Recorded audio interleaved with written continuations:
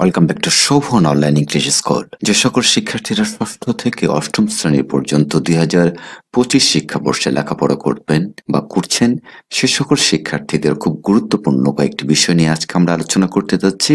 এই আলোচনার বিষয় থাকছে আপনাদের এর আগে যে নামগুলো ছিল বিষয়ের, শারীরিক শিক্ষা, ডিজিটাল প্রযুক্তি, দ্যাট মিনস নতুন কারিকুলামের যে নামগুলো ছিল সেই নামগুলো কিন্তু এখন আর ওভাবে থাকছে না। আপনাদের বাংলা ছিল একটা, এখন কিন্তু হয়ে যাচ্ছে দুটো। ইংরেজি ছিল একটা বিষয়, এখন কিন্তু হয়ে যাচ্ছে দুটো আলাদা আলাদা। সেই বিষয়গুলো নিয়ে আমরা আলোচনা করব এবং এটা নম্বর বন্টন কিভাবে থাকবে সে বিষয়টি আলোচনা করব এবং কোন বিষয়ে সপ্তাহে কয়টি করে ক্লাস হবে সেটা তো থাকছে এবং মূল্যায়ন পদ্ধতি। তো চলুন আমরা আলোচনা শুরু করি। শুরুতে আমরা যে বিষয়টি দেখব সেটি হচ্ছে যে ষষ্ঠ থেকে অষ্টম শ্রেণী পর্যন্ত যে বিষয়গুলো রয়েছে সেগুলোর ক্ষেত্রে প্রথমে আমরা বাংলা পেয়ে যাচ্ছি প্রথম পত্র এবং বাংলা দ্বিতীয় পত্র। প্রথম পত্রের নম্বর বর্তন থাকবে 100 এবং দ্বিতীয় পত্র থাকবে 50। একইভাবে ইংরেজির ক্ষেত্রেও 100 এবং দ্বিতীয় পত্র ইংরেজির ক্ষেত্রেও 50। এবং সেক্ষেত্রে ক্লাস যেটা নির্ধারণ করা হয়েছে ইংরেজির ক্ষেত্রে 4টি, ইংরেজি প্রথম পত্রে এবং বাংলা প্রথম পত্রের ক্ষেত্রে 3টি ক্লাস এবং ব্যাকরণগুলো অ্যাজ ইউজুয়ালি 2টি করে ক্লাস নেওয়া হয়েছে। গণিতে 100 নম্বরের থাকবে আপনাদের লিখিত পরীক্ষা, সেক্ষেত্রে 5টি ক্লাস সপ্তাহে যেন হয়। বিজ্ঞানের ক্ষেত্রে 100 এবং 5টি ক্লাস।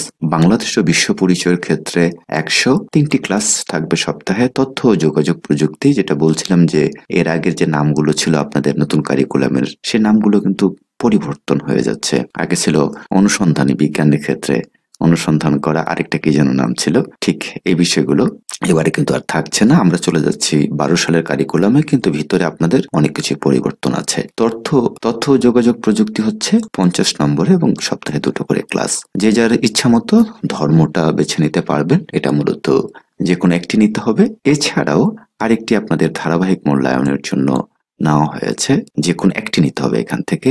আরবি, সংস্কৃত, পালি, শারীরিক শিক্ষা ও স্বাস্থ্য, কর্ম ও জীবনমুখী শিক্ষা, কৃষি শিক্ষা, গার্হস্থ্য বিজ্ঞান, চারু ও কারুকলা এবং সঙ্গীত, এই কয়েকটির মধ্য থেকে একটি বেছে নিতে হবে। এটা আপনাদের অপশনাল হিসাবে ধরতে পারেন, কিন্তু আপনাদের এটার নম্বর থাকছে 50 মার্কের। এটার ক্ষেত্রে একটু কথা আছে, খেয়াল করেন। কোর্স ওয়ার্ক ভিত্তিক মূল্যায়ন, যেমন শ্রেণীর কাজ, অনুসন্ধানমূলক, ব্যবহারিক কাজ, প্রজেক্ট, অ্যাসাইনমেন্ট এবং শ্রেণী অভিজ্ঞা।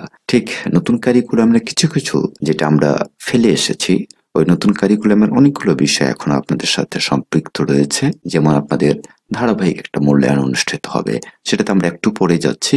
এই ছিল আপনাদের সাবজেক্ট পরিচিতির বিষয়টি। এবং সেক্ষেত্রে যেগুলোতে শিফটিং স্কুল রয়েছে, এক শিফটের স্কুলের ক্ষেত্রে সময় বন্টন করা হয়েছে 6 ঘন্টা এবং 2 শিফটের ক্ষেত্রে দেওয়া হয়েছে 4.5 ঘন্টা করে, এবং বিস্তারিত বিষয়গুলো কিন্তু দেওয়া হয়েছে। আমরা এটা নিয়ে আর বেশি আলোচনা করছি না।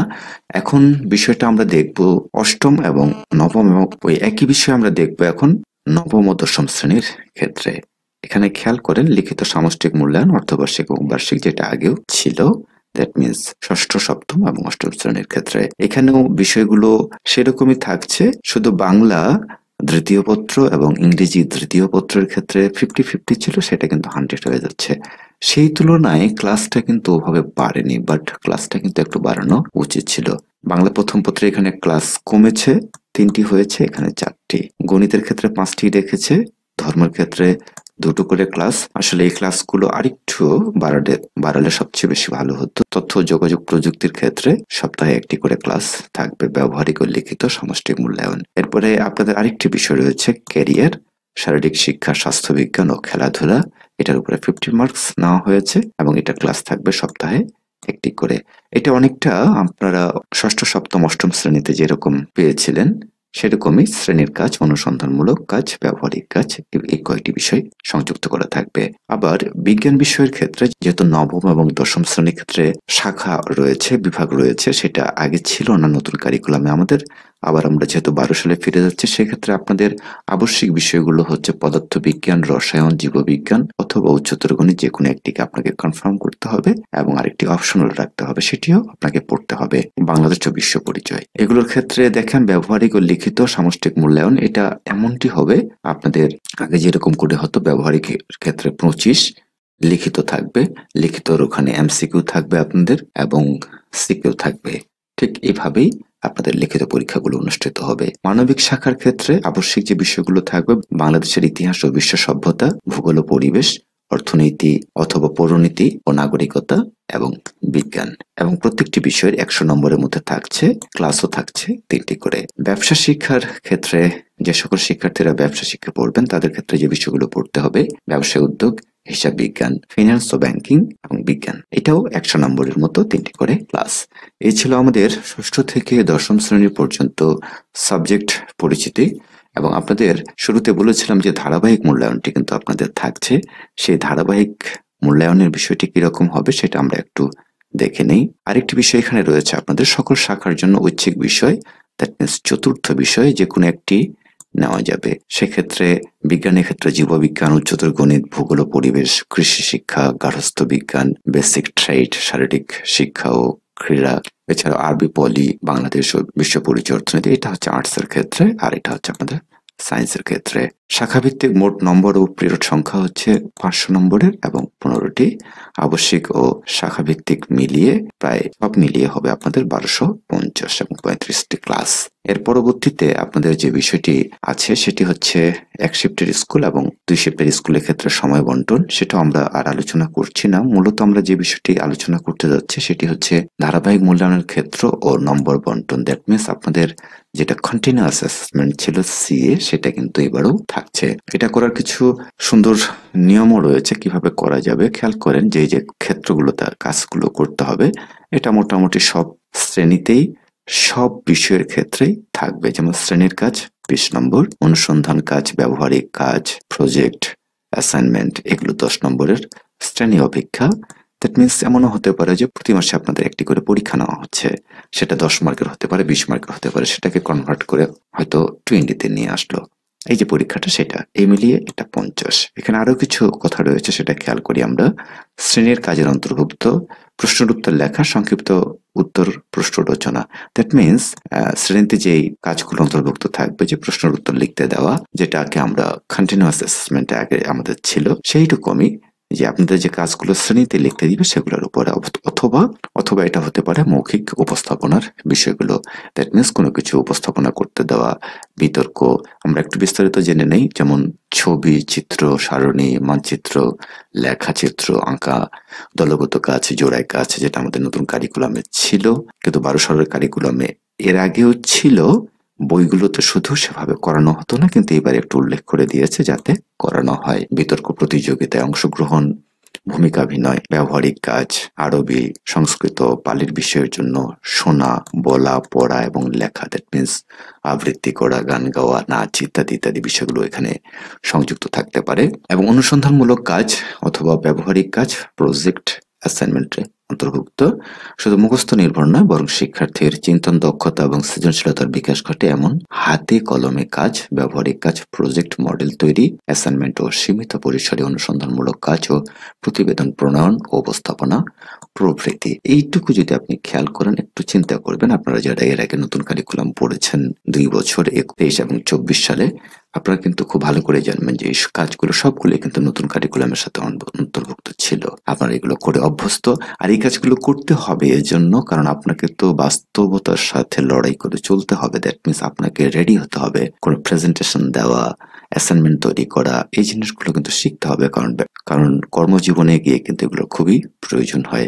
এই জন্য এগুলো হয়তো ইনক্লুড করেছে, একটু এক্সটেন্ড করেছে। আমরা সরাসরি যদি 2012 সালের যে কারিকুলামটি এখানে রয়েছিল বা যেটাকে নেওয়ার কথা ছিল সেটাকে কিন্তু হুবহু নিয়েছে সকল ক্ষেত্রে। কিছু কিছু নতুন কারিকুলাম যেটা আমরা 23 এবং 24-এ পড়েছি সেটারও কিছু অংশ কিন্তু অ্যাড করা হয়েছে, কারণ এগুলো যেহেতু সময় উপযোগী প্রয়োজন সে কারণে হয়তোবা। শ্রেণী অভিজ্ঞান অন্তর্ভুক্ত থাকবে লিখিত এবং ব্যবহারিক কাজ। লিখিত অংশের জন্য নির্বাচন ধর্মী বা সরবরাহ ধর্মী উভয় হতে পারে, যেমন বহু নির্বাচনী, সংক্ষিপ্ত প্রশ্ন, রচনামূলক, প্রেক্ষাপট নির্ভর রচনামূলক প্রশ্ন ইত্যাদি। এই কাজগুলোর ক্ষেত্রে আমাদের যে নতুন কারিকুলাম গেল, এই নতুন কারিকুলামে যে বিষয়টি ছিল সেটি হচ্ছে যে আপনাদের অনেক কিছু ওখানে কার্যক্রম করতে দিত। প্রশ্ন করা যাবে না, প্রশ্ন করা হতো না, জাস্ট উপস্থাপনের উপরে নির্ভর করতো অনেক কিছু বা কাজের উপরেও।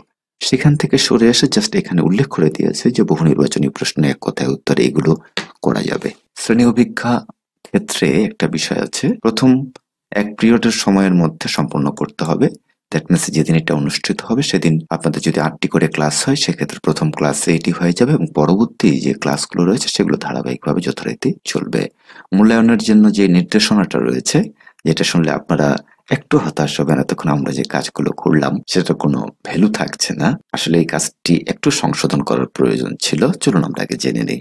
ধারাবাহিক মূল্যায়নে প্রাপ্ত নম্বর শিক্ষার্থীর রিপোর্ট কার্ডে প্রদর্শন করতে হবে। দ্যাট মিনস এই যে কন্টিনিউয়াস অ্যাসেসমেন্ট শ্রেণীতে যে মূল্যায়নটা হচ্ছে সেটা আপনার রিপোর্ট কার্ডে থাকবে। তবে শিক্ষার্থীর ফলাফল ও গ্রেড নির্ধারণে ধারাবাহিক মূল্যায়নে প্রাপ্ত নম্বর অন্তর্ভুক্ত হবে না। এটা খুবই হতাশাজনক। একটি শিক্ষার্থী সিরিয়াসলি কাজটি করলো, সেটা কিন্তু অবশ্যই তার রেজাল্টের উপরে যেন প্রভাব ফেলে সেটা কিন্তু খুব দরকার ছিল অন্তত, তাহলে ছেলেমেয়েরা আরো বেশি মনোযোগ সহকারে কাজটি করতে পারতো বা করতো। কিন্তু এটা না করার কারণে ছেলেমেয়েদের একটু অনীহা চলে আসবে এই কাজগুলোর ক্ষেত্রে। দ্যাট মিনস কো-কারিকুলাম গুলো যেগুলো থাকবে সেগুলোতেও হবে, শিক্ষার্থীরা কিন্তু মনোযোগী হবে না, এটা আমার বিশ্বাস। এত সব যেহেতু দিয়েছে সেক্ষেত্রে এইটুকু অ্যাড করতে পারলে বা একটু কনভার্ট করে দিলে সেক্ষেত্রে কিন্তু হয়ে যেত। যেমন 20 মার্কসের মধ্যে যদি থাকে সেটাকে আমরা 80-তে কনভার্ট করবো যারা 100-র মধ্যে পরীক্ষা দিবে, এবং বাকি 20 এখান থেকে আমরা দিব। তাহলে কিন্তু ছেলেমেয়েদের এই কাজগুলোর প্রতি আগ্রহটা অনেক বেশি থাকতো। এই ছিল আমাদের আজকের সার্বিক যে বিষয়গুলো। এখানে আরো কিছু বিষয় রয়েছে, সেগুলো হচ্ছে ক্লাসের বিষয়, সেগুলো আমাদের শিক্ষার্থীদের সাথে রিলেটেড নয়, এটা প্রতিষ্ঠানের সাথে, আপনারা একটু দেখে নেবেন। আশা রাখি যে সকল শিক্ষার্থীরা শুরু থেকে শেষ পর্যন্ত আমাদের আজকের এই আলোচনাটা দেখেছেন, আপনাদের যে ক্লাসে হন না কেন প্রত্যেকটি বিষয় কিন্তু একটু ক্লিয়ার করার চেষ্টা করেছি, যাতে করে আপনারা খুব সহজে বিষয়গুলো আত্মস্থ করতে পারেন এবং কিভাবে কি কাজগুলো হবে, নম্বর বন্টন থেকে শুরু করে বিষয়ের নাম কি হবে, অনেকের মধ্যে এটা একটা ধোঁয়াশা ছিল। এটার জন্য আমরা এনসিটিপি কে একটা ধন্যবাদ জানাতেই পারি যে নতুন বর্ষর 2025 শুরু হওয়ার আগে এটি আমাদের হাতে পৌঁছে দিয়েছেন, ওনাদের ওয়েবসাইটে আপলোড করে দিয়েছেন। আপনারা ওখান থেকে ডাউনলোড করে নিতে পারেন। আর কারো কোনো প্রয়োজন হলে সেক্ষেত্রে আমাকে কিন্তু অবশ্যই নক করতে পারেন। হোয়াটসঅ্যাপ গ্রুপের লিংক দেওয়া আছে ভিডিও ডেসক্রিপশনে, সেখান থেকে আমাদের সাথে জয়েন হতে পারেন এবং চাইলেও এই তথ্যগুলো আপনি কিন্তু কালেক্ট করতে পারেন। যেটা শুনলে আপনারা একটু হতাশ হবেন।